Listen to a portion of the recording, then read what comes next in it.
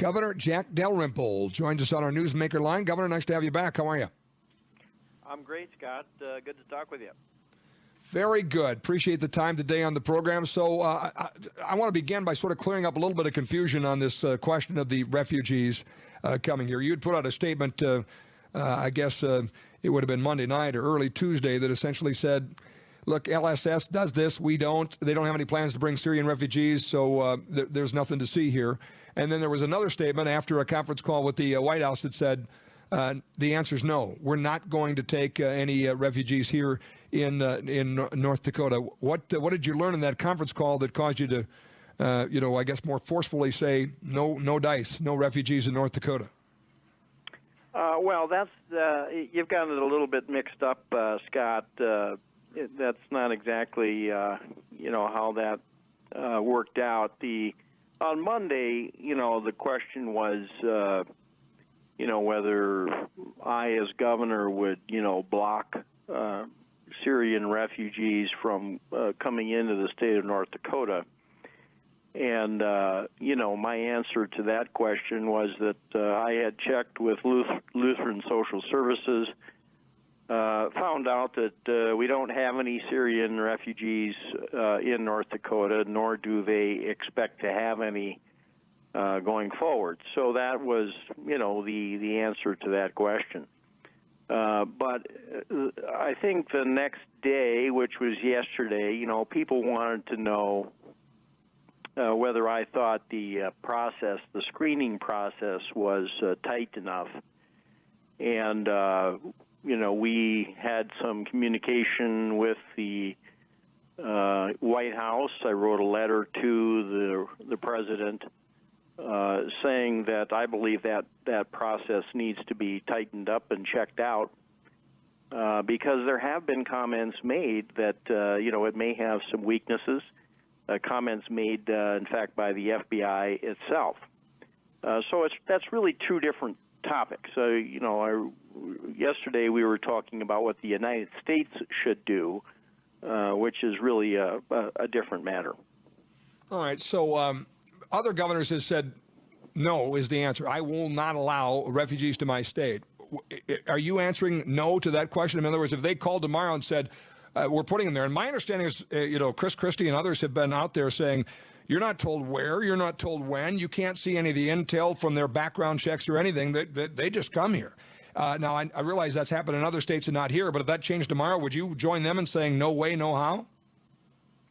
Well, there's one important fact I think that everybody needs to, realize, and that is that, the process of allowing people into the United States is handled by, the federal government, through our immigration services.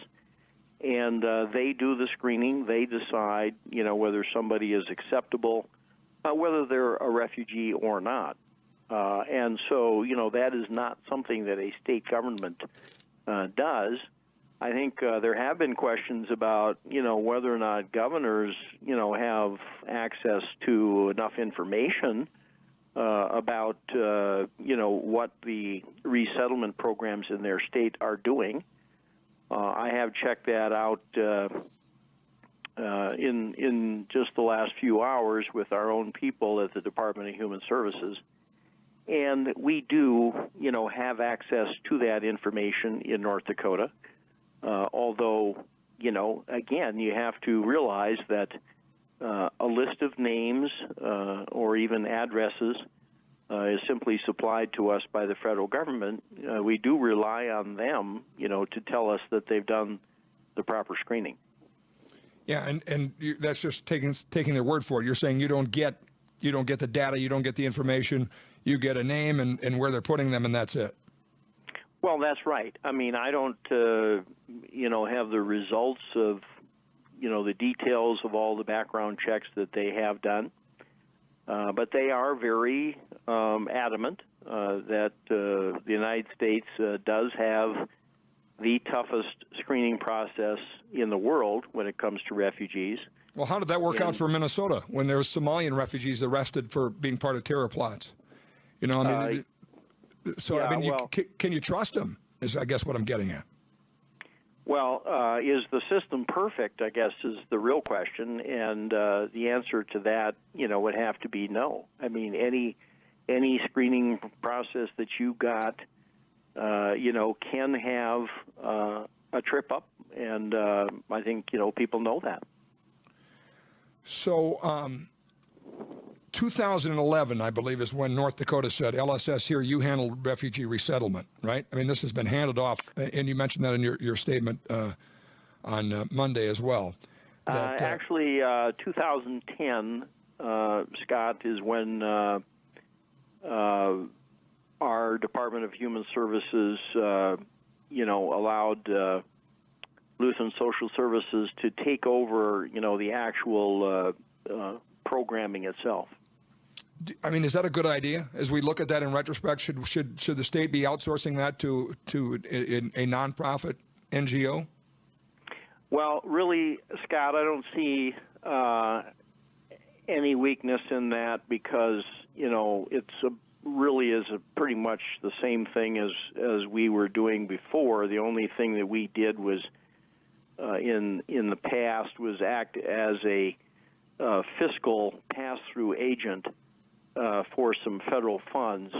We weren't really, involved in, any screening processes or any actual execution of the programs. Governor Dayton over in Minnesota has said that this effort to stand up against the White House and try and better understand the process, and in some cases say, no, you will not send refugees here based on the concerns that we have as governors about the intel, about what we learned from the FBI, things you've said in your statement, that it's showmanship for you and other governors to disagree with how they're handling this. What would you say to that? Well, I don't see, how asking for, the screening process at the federal level to be made, more stringent because of recent world events. I do not see how that is in any way showmanship. To me, that's just, being smart. Something changed, last week, and that is the 129 people got murdered in France. 350 people were injured by gunfire, and that's a game changer.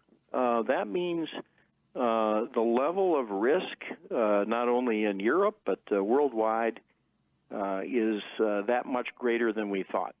All right, last question. In my mind, that means we need to be sure that we've got a really tight screen on this.